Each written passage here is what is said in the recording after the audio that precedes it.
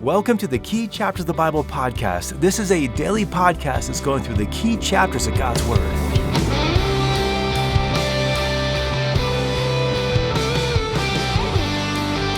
Hey, this is Russ. You might remember that several days ago I mentioned that we were coming into a stretch of episodes where the audio production was lacking when I first recorded them.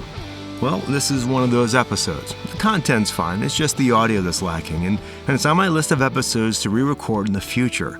And so as you listen, hopefully extend some grace for the audio quality, and please know that by the time we get to 1 Samuel, things will start sounding pretty normal. That's not very far away. So thanks for understanding, and here's today's episode. Today we're turning to Joshua chapter 3, where the people of God cross the Jordan River and enter the Promised Land, and just an incredible miracle of the Lord. So far as we've been going through the Bible, we've been reading this record of the Jewish people. But the records that we've been reading have by and large taken place somewhere throughout the Middle East, but not in that little country of Israel. And yet in modern times, when we think of Jewish people, we think of them in the context of the nation of Israel. And so today we're going to be reading about the event that launched the fruition of God's promises to his people as they're about to enter into the Promised Land. So let's look at Joshua chapter 3, starting in verse 1. In verse 1, they leave the acacia grove where they've been camping for quite some time. They're about 8 miles east of the Jordan River. And so they get on up and they move to the edge of the Jordan. And you can imagine that moving 2.5 million people 8 miles would have been a huge feat in any day and age. And so they get there and they're probably wiped on out and they camp. And so then in verse 2, the officers go throughout the people and they tell them, when you see us carrying the ark and heading to the river, follow us. And they say to leave 2,000 cubits, which is about 1,000 yards between them. And so the people are all excited about getting ready to cross the Jordan River. So some exciting stuff's about to happen. But before we get to that, I want to just pause for a moment and make a mention about the timing of this event. In verse 2, it mentions that this was after 3 days. And you might remember back in Joshua 1:10 that Joshua told the leaders they've got 3 days before they're going to head on out. And then you have the sequence of the spies with Rahab, and another 3 days passes there as well. So what gives with all these 3 days? Well, this touches upon an important principle that we often need to keep in mind when we're studying the Bible. But often the biblical authors will arrange the chronology of their events according to priority or according to concept, not necessarily chronologically. Most of the time it is chronological, but there are times when it's not, and this is one of those times where you have all of these events that are probably happening nearly simultaneously, but each episode is given its own chapter so we can see what is happening as God's plan is unfolding for his people. And so the Lord wants us to know that in Joshua chapter 1, he is commissioning Joshua to now lead his people. Likewise, he wants us to know in Joshua chapter 2 that Rahab and her faith in God was a key part of the deliverance or the conquest of the people of God coming into the Promised Land. And then here we are in Joshua chapter 3, and the Lord wants us to know the miracle that went into bringing the Jewish people, the people of God, into the Promised Land. So going on. In verse 5, Joshua tells the Jewish people to consecrate themselves because they are about to enter the Promised Land and they're going to see wonders. The Lord's going to do wonders amongst their midst tomorrow.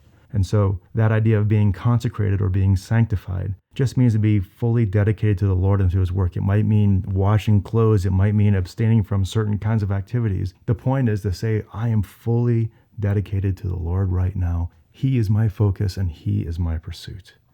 Then down in verse 6, Joshua tells the priests to pick up the ark and head on out. And the ark represented the presence of God. This was the Ark of the Covenant. You'll remember that God had made a covenant with them to give them this land, and they made a covenant with him to trust him and obey. And that's what they're doing.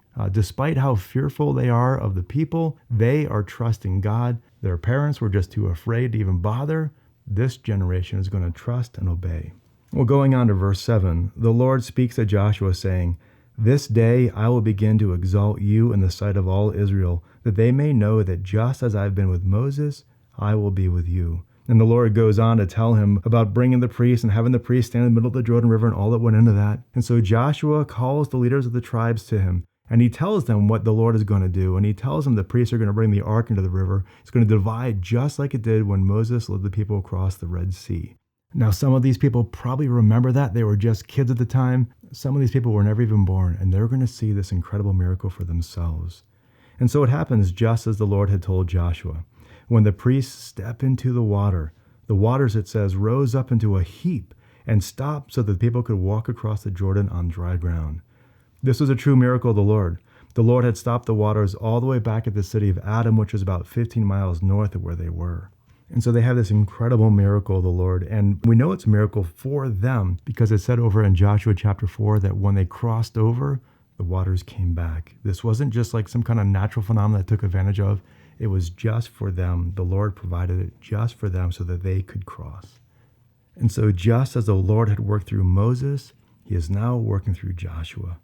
You might remember back in Joshua chapter 2 that when Rahab was talking about the fear that she and the people had of the Israelites, she mentions in verse 10 their crossing of the Red Sea and how the Lord had divided the Red Sea. And now as the people of God are crossing the Jordan River, the Lord does the same thing. The very things that the Canaanites had feared was now happening to this next generation of Jewish people.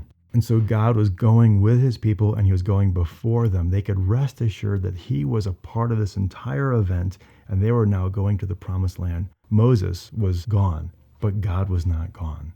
Now, one more comment as we talk about crossing the Jordan River here. Sometimes you might envision this being like a massive river, maybe like the Mississippi or the Delaware or something that's like a half mile across and you really can't see to the other side. But that's not the case with the Jordan River really at all. These days, the Jordan River has a dam on it, so it's really small, like, a handful of yards, 20 yards across or so. Verse 15 says that this was when the banks were overflowing, it was springtime. But even then, the Jordan River was a relatively small river, only be maybe 100 feet wide or so. It might be 2 to 10 feet deep. It was enough to sweep away people, but it wasn't like crossing the mighty Mississippi. And my point in bringing that up is because this is a true miracle of the Lord. And sometimes people act as though God has like a game of one-upsmanship where he does one miracle and the next one's even bigger and even better. And here we're saying, no, God is just working. God will do what he has to do to accomplish his will. Sometimes it's like dramatically like crossing the Red Sea, might just be the Jordan River. Either way, God is working. And when he is working, his people are to be in awe of him and to worship him. Now, what's the takeaway with all of this? I have a couple thoughts from this passage here. First, back to verse 5. When we want the Lord to work amongst us, we need to be willing to be fully consecrated to him. God was bringing these people into his promised land, a land of holiness. They are about to receive an incredible miracle, an incredible gift of grace. And part of their reception of this gift is them being fully consecrated to the Lord that they might receive it. And I just think about our own lives as we think about like, well, I want God to bless me for this or that. So often what we want God to bless is our own thing. It's our own agenda. It's not his. And here we're seeing that these people, they were consecrated to the Lord and they saw God's blessings because they were fully dedicated to him. Likewise, this chapter also gives us another key to the nature of faith. Faith is taking God at his word and acting upon it. It's not waiting to see if God is going to do something and then we get involved. It's trusting in God and living in light of his promises. And you see that here in this passage. They had come all the way now to the edge of the Jordan River. This was the culmination of 40 years of judgment from the Lord. And now they got to really wrestle with, are we going to obey God or are we going to disobey like mom and dad did? And so they come to the edge of the Jordan River where God had said to the priests, carry the ark and put your feet into that river. And we see in verses 15 and 16 that it's when they put their feet in that river that the river stops. They had to first act in faith and obedience to the Lord. Along these same lines, sometimes when we're thinking about our life and things we want to do, and is this a good time and is God leading, we'll often strategize and game plan and try and figure out the best time to do it. And here, this is clearly not the best time. Verse 15 says the banks are overflowing. This is the time when the Jordan's at its biggest. It's not a huge river, but certainly a dangerous river at this point. You can imagine people saying, hey, Joshua, let's wait a couple more. It's been 40 years. Let's just wait another month or two. Let's let the banks go down. But that's not what Joshua does. He says, no, the Lord is calling us to cross now. We've got 3 days. It is now. And so this time, they don't grumble. They don't complain. They don't say, you know what, let's just go back to Egypt. They say, okay, let's do this. We trust God. He's gone before us. We're good. And so they do. And they see this incredible miracle of the Lord. And so tying this into our own lives, if we're looking at the word of God saying, well, should I really obey this? At times it might feel like we're flying by instruments, that we're just in a fog. We really don't know where we're going. But when we look to the word of God and say, but here's what the verse says, here's what the principle is, I'm just going to obey, that's when we're going to see God work. Finally, this passage and also Joshua chapter 4 mentions 4 specific reasons that God did this miracle. So I want to go over them, kind of touching upon chapter 4 a little bit as well. In verse 10, God explains that he would do this act so that people would know that he is the true God and that he was going before them to drive out the inhabitants of the promised land. They needed to see and know that just because Moses was gone, God was not. God was the one they were following, not Moses. The second reason that God gives that he did this is in verse 14, to confirm Joshua as the leader of the people. That even though God was going before them, he still had called Joshua to be their leader. The third reason is down in Joshua chapter 4, verse 24. And that includes us, so that we would know, so that all the people of the world would know that the hand of the Lord is mighty. And we're seeing the mighty hand of our God in this passage. And the fourth reason is also given in Joshua 4:24, so that the children would see the pile of stones because they make a memorial, and the children would see that pile of stones and ask their parents about the mighty God they serve. And so those are the purposes. And so once again, we're seeing in all of this that God is working on behalf of his people and behalf of his plan. We don't always know what God is doing or why, but passages like this show us that God has a sovereign plan for his people. And as we are committed to him and walking in his ways, we will walk in his plan and his blessings.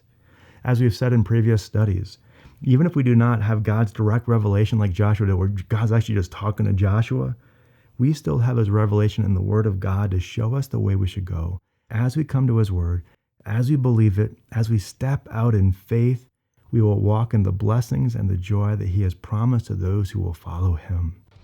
And I hope as you're reading all of these chapters and you're thinking about these truths we've been going through for the last couple months, that you are seeing that God is worthy to follow and that you are stepping out as well and following him. So may that be your prayer today. It's my prayer for you. Hope you have a great day. We'll catch up with you tomorrow as we go to Joshua chapter 6 and the fall of Jericho. We'll see God's continued miraculous work amongst his people. We'll catch up with you then. Have a great day and God bless.